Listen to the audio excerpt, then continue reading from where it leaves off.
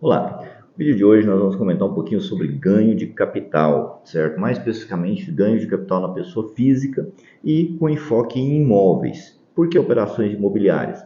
Porque operações com ouro como ativo financeiro, operações de bolsas de valores, são operações que exigem uma outra abordagem, um outro formato de abordagem. Nós não vamos hoje efetuar essas abordagens, ok? Então, em relação a esses ganhos com imóveis, o que nós queremos chamar a atenção de vocês? Primeiro, existem algumas diferenciações: imóveis urbanos, imóveis rurais e imóveis residenciais, certo?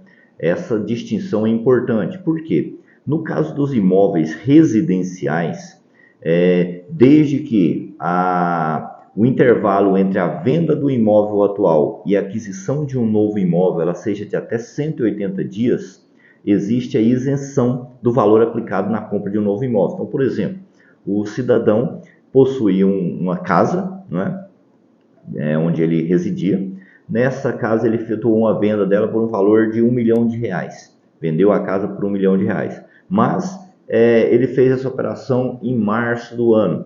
No mês de julho, ou seja, 4 meses depois, né, ele comprou um novo imóvel residencial. O termo residencial é o termo-chave nesse tipo de operação. Efetuou a aquisição de um novo imóvel residencial. Então, e esse novo imóvel, ele pagou por esse imóvel R$ 1 milhão também. Pois bem, essa operação goza de isenção. Por quê? Ele vendeu um imóvel residencial e todo o produto que ele obteve, né, todo o retorno que ele obteve desse imóvel residencial, ele aplicou na compra de um novo imóvel residencial. Então, tem isenção prevista nesse caso e ele não terá nenhum imposto de renda a pagar. Obviamente que haverão custos de transição do imóvel, né, transferência, ITBI, etc. Mas o imposto de renda não haverá. Detalhe, vamos imaginar que esse imóvel que ele vendeu por R$ 1 milhão tivesse custado para ele 500 mil. Perceba que existe um ganho aí de 500 mil reais. Ou seja, esses 500 mil reais que ele ganhou na venda do imóvel, se ele pegar esse total do recurso e comprar um novo imóvel também residencial, não haverá tributação nesse caso.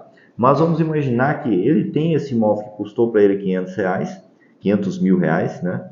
Vendeu por R$ 1 milhão, teve um ganho de 500, e ele comprou um novo imóvel residencial dentro dos 180 dias. Porém, ao invés desse novo imóvel custar R$ 1 milhão, esse novo imóvel custou para ele tão somente R$ 800 mil.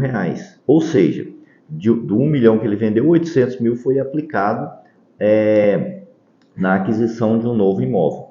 Perceba que os 200 mil da venda de 1 milhão é a diferença para o novo imóvel que ele comprou, sobre esses 200, sim, ele vai efetuar a apuração do ganho de capital e vai pagar o imposto de renda, porque essa parte não foi aplicada na aquisição de um novo imóvel residencial dentro do prazo de 180 dias, certo? Então tem essas peculiaridades. Então, comentado a respeito do imóvel residencial, uma outra situação, que também é uma isenção interessante, que diz respeito ao único bem e de valor até 440 mil reais. Então, se a pessoa ela possua um único imóvel e efetue a venda desse imóvel, desde que o valor dele seja, o valor da venda seja de até 440 mil reais, e desde que nos últimos 5 anos essa pessoa não tenha efetuado uma outra operação, ok? De venda de imóvel utilizando essa isenção, esse imóvel está isento também do imposto de renda sobre ganho de capital. Então também é uma isenção que, embora esteja bastante defasada, né, quando foi criado, 440 mil reais era muito mais expressivo em termos de negociação imobiliária, mas ainda é válido e ainda pode ser útil para muita gente, ok? Outra questão, se o imóvel não é residencial, se ele não é o único imóvel da pessoa, no valor de até 440 mil reais, ele pode ter alguma isenção? Algumas situações ainda tem isenção.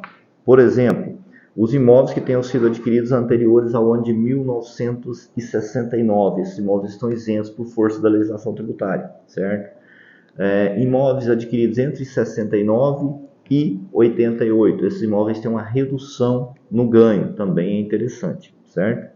Pois bem, além disso, o geral, existem algumas outras peculiaridades, indenizações por reforma agrária e tal, mas são situações muito específicas.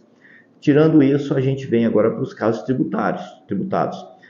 Os ganhos de capital, as operações até 5 milhões de reais, a alíquota é 15%. Após isso, a alíquota é progressiva e ela vai seguir a tabela lá do decreto 9.580, certo? Então, se você estiver transacionando um imóvel urbano, certo? Não residencial, ou mesmo que residencial, mas você não vai comprar um novo imóvel residencial, pelo menos não nos 180 dias seguintes à operação, haverá sim a tributação do ganho de capital. E como que se apura esse ganho?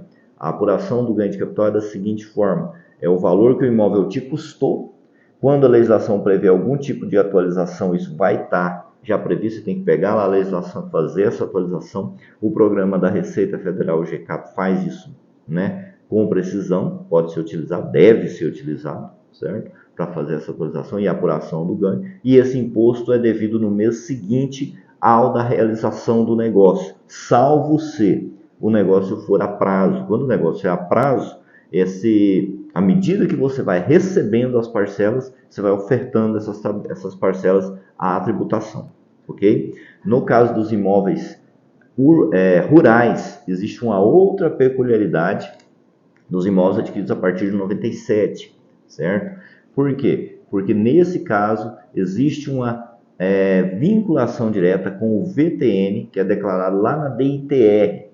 Esse valor é que vai ser considerado como valor de custo e valor de venda da terra do imóvel rural. É uma operação mais complexa, exige um aprofundamento muito grande de conhecimento, de se debruçar sobre a legislação, fazer um estudo, mas é um instituto muito interessante sobre essa questão, certo? É importante observar, é importante você que vai efetuar uma venda de imóvel entender como é que funciona essa operação, certo? Quais são os impactos, quanto você vai ter que pagar de imposto, certo?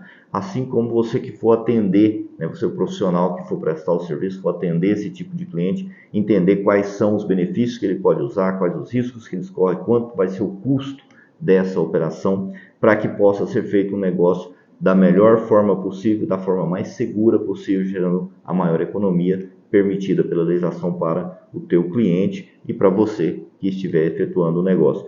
A recomendação principal é: vai efetuar uma venda de imóvel, um valor considerável, procure um profissional, um contador especializado nessa área, que da sua confiança, que possa te dar o suporte. Faça isso antes de realizar o negócio, certo? Importante que essa conversa seja antes de realizar o negócio, para que vocês possam fazer a mensuração adequada dos impactos, qual é a legislação específica aplicável, o que pode ser utilizado como benefício fiscal, o que não pode. E isso só pode ser feito quando o negócio é planejado com antecedência, ok? Se você ficou no vídeo até agora e gostou do vídeo, eu peço que você deixe o seu like, compartilhe o nosso vídeo, se inscreva no canal e até o próximo.